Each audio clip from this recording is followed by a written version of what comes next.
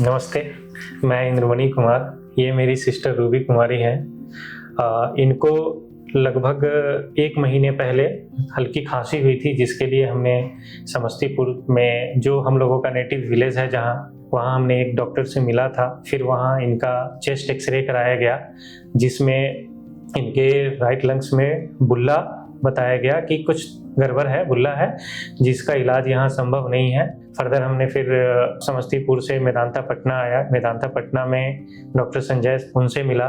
उन्होंने यहाँ HRCT कराया और उन्होंने बताया कि इनके दोनों लंग्स के दोनों पार्ट में बुल्ले हैं और एक नहीं मल्टीपल बुल्ला है, जिसके कारण इनको खांसी हो रही है या शॉर्टनेस ऑफ ब्रीथ हो रहा है, इनको दिक्कतें हो रही है सांस की। उन्होंने बोला कि इसकी ट्रीटमेंट आपको मेदांता पटना में यहाँ भी संभव है, बट मल्टीपल बुल्ला है, इसके लिए बेहतर इलाज के लिए आपको मेदांता गुड़गांव जाना चाहिए।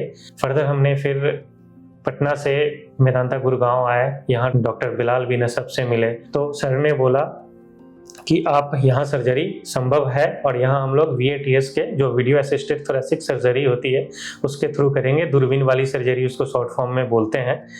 उन्होंने बोला, फिर हम लोगों ने सर्जरी के लिए यहाँ प्रिपेयर किया।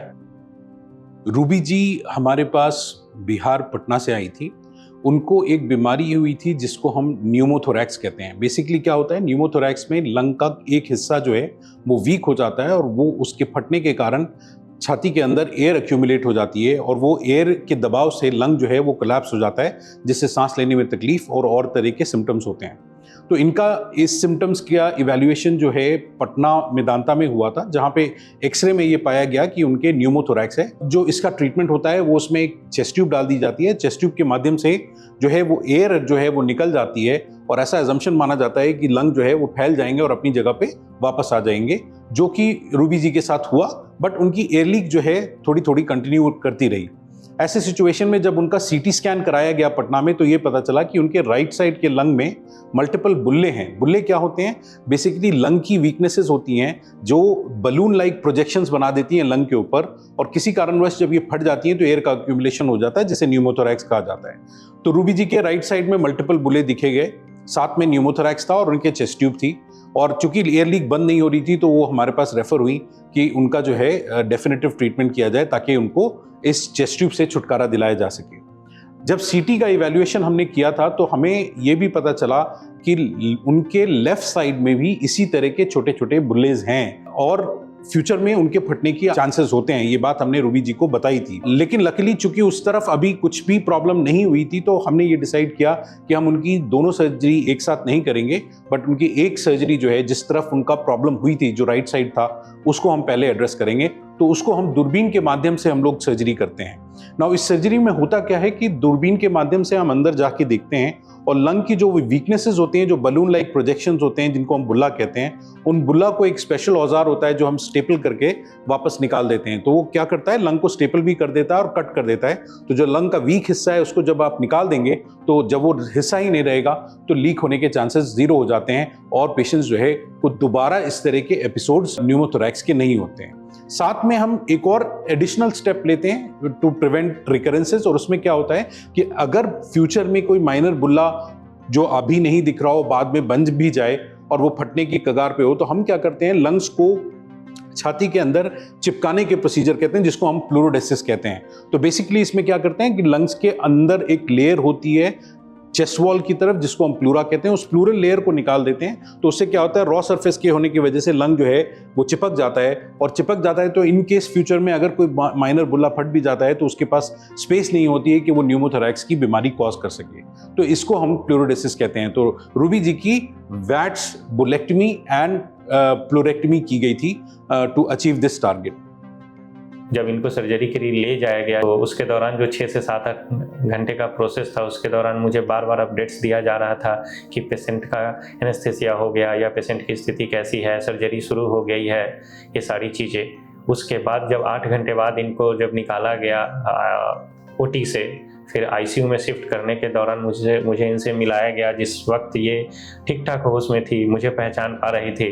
फिर उसके बाद एक दिन इनको, जैसा कि मुझे पहले बताया गया था डॉक्टर बिलाल सर से, कि एक दिन ICU में हम लोग ऐसे पेशेंट को रखते हैं और सर्जरी के अगले दिन आईसीयू से निकालकर वार्ड में शिफ्ट कर दिया गया।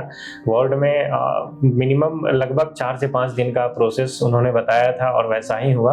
4 से 5 दिन उन्होंने वार्ड में रखा, जिसमें एक्सरसाइजेज वगैरह, जिम वगैरह कराना होता है। यहाँ सारे टीम होती है, फिजियोथेरेपी की होती हैं, डाइटिशियन होते हैं यहाँ। फिर जब इनके डिस्चार्ज का समय आया 5 दिन बाद, तो डिस्चार्ज के दिन इनका दूसरे लंग्स में कुछ दिक्कतें दिखनी शुरू हो गई, जिसके लिए मुझे फिर से बिलाल सर से बुलाया गया। उन्होंने मुझे बुलाया और बोला कि कुछ दिक्कतें मुझे लेफ्ट लंग्स में अब दिखनी शुरू हो गई है। सो रूबी जी की दूरबीन की सर्जरी सक्सेसफुली कंप्लीट हो गई और राइट साइड की प्रॉब्लम उनकी सेटल हो गई। हालांकि हमें ये पता था कि उनकी लेफ्ट साइड की प्रॉब्लम भी है, बट चूंकि लेफ्ट साइड में कोई न्यूमोथोरैक्स नहीं हुआ था, हम इमीडिएटली उसकी सर्जरी प्लान नहीं कर रहे थे। बट जैसे रूबी जी का डिस्चार्ज का टाइम कंप्लीट आया, इत्तेफाक की बात है और as luck would have it, उनको लेफ्ट साइड में भी न्यूमोथोरैक्स की प्रॉब्लम डेवलप हो गई। यानी उनका जो बुल्ले थे, जो मैंने आपको बताया, वो लेफ्ट साइड में फट गए। उसके कारण उनको लेफ्ट साइड में भी न्यूमोथोरैक्स हो गया और उनके हमने लेफ्ट साइड में चेस्ट ट्यूब डाल करके टेम्परली उसको रिलीव किया। बट जैसा कि मैंने बताया कि न्यूमोथोरैक्स अगर एक बार होता है तो उसके दोबारा होने के चांसेस काफ़ी हाई होते हैं। एंड पर्टिकुलरली अगर सीटी में लंग की वीकनेसेस दिख रही हैं, जैसे बुल्ला या ब्लेब दिख रहा है, तो ये चांस कि वो दोबारा हो जाए ये काफ़ी हाई रहता है। तो मैंने रूबी जी और उनकी फैमिली से डिस्कस किया, क्योंकि चूंकि आप अभी भी हॉस्पिटल में हैं और आपकी दूसरे तरफ भी प्रॉब्लम हो गई है, बेहतर ये होगा कि चूंकि राइट साइड बिल्कुल सेटल हो चुका है, हम लेफ्ट साइड को भी इसी सेटिंग में ऑपरेट कर दें और इसी एडमिशन के टाइम ऑपरेट कर दें। तो पहले तो रूबी जी थोड़ा घबरा गई और उनके रिलेटिव्स भी थोड़े परेशान हो गए, लेकिन मैंने उनको समझाया कि जैसे कि राइट की सर्जरी सक्सेसफुली हुई है, बिल्कुल उसी तरह लेफ्ट की सर्जरी भी हम कर सकते हैं और 1-2-3 दिन का एडिशनल स्टे बढ़ जाएगा, बट आप कंप्लीटली ठीक हो जाएंगी। तो उनको ये बात समझ में आ गई और वो एग्री कर गए और हमने उनकी लेफ्ट साइड की भी सेम सर्जरी, यानी दूरबीन के माध्यम से उनका बुल्ला को निकाला और साथ में उनकी प्लूरल लेयर को निकाल दिया ताकि लंग चिपक जाए, जिसको हम वैट्स बुलेक्टमी एंड प्लूरेक्टमी कहते हैं। और उसके बाद अगले 2-3 दिन के बाद रूबी जी बिल्कुल नॉर्मल होकर के हॉस्पिटल से डिस्चार्ज हो गई।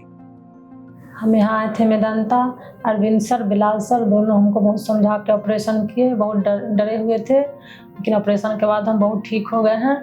यहाँ के नर्स, एक्सरसाइज वाले विनीत सर हैं, वो लोग बहुत केयर किए। यहाँ के डाइटिशियन, यहाँ के नर्सिंग सब बहुत केयर करते हैं, बहुत अच्छा से पेशेंट को मानते हैं। सर्जरी में डर लग रहा था, लेकिन ठीक है, कुछ नहीं हो रहा है, एकदम अच्छा है। यहाँ पेशेंट को बहुत मानते हैं। डॉक्टर बिलाल सर बहुत अच्छे हैं, बहुत समझाते हैं। जो मेरे अंदर डर था, दूसरा ऑपरेशन हमको कराने का मन नहीं था कि यहाँ से चले जाए, लेकिन बिलाल सर समझा के हमको दूसरा ऑपरेशन भी कर दिए।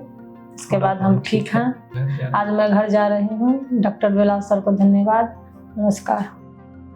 रूबी जी के केस से एक बड़ी इम्पॉर्टेंट लेसन हमें मिलता है कि अगर किसी पेशेंट को उनके लंग में बुल्ले हैं और उनको न्यूमोथोरैक्स की प्रॉब्लम हो गई है, तो अगर 2 बार से ज़्यादा प्रॉब्लम होती है तो सर्जरी कराने में लाभ होता है, उससे कई सारे फायदे होते हैं। और पर्टिकुलरली अगर दोनों साइड डिजीज है तो दोनों साइड की सर्जरी कराने से भी लाभ होगा, बिकॉज वो जो वीकनेसेस हैं उनको आपने हटा दिया और दोबारा न्यूमोथोरैक्स होने के चांसेस काफ़ी कम हो जाते हैं। इससे कई सारे एडवांटेज होते हैं। एक, आपके दिल से ये डर निकल जाता है कि न्यूमोथोरैक्स कभी भी किसी वक्त हो सकता है। नंबर 1, आपके ट्रैवल रिस्ट्रिक्शंस होते हैं, आप कहीं दूर दराज इलाकों में नहीं जा सकते। आप फ्लाइट ट्रैवल में आपको हमेशा डर रहेगा कि वो बुल्ला जो है फ्लाइट ट्रैवल में प्रेशर डिफरेंस की वजह से बड़ा होकर फट ना जाए, या कहीं दूर इलाके में जा रहे हैं जहाँ पे न्यूमोथोरैक्स हो जाए और मेडिकल फैसिलिटी अवेलेबल ना हो, तो ये सारी प्रॉब्लम्स होती हैं। और ऐसी सिचुएशंस में जब सर्जरी हो जाती है और हमने वो कॉज ही को निकाल दिया जिसकी वजह से न्यूमोथोरैक्स हो रहा था या होने की चांसेस हैं, तो ये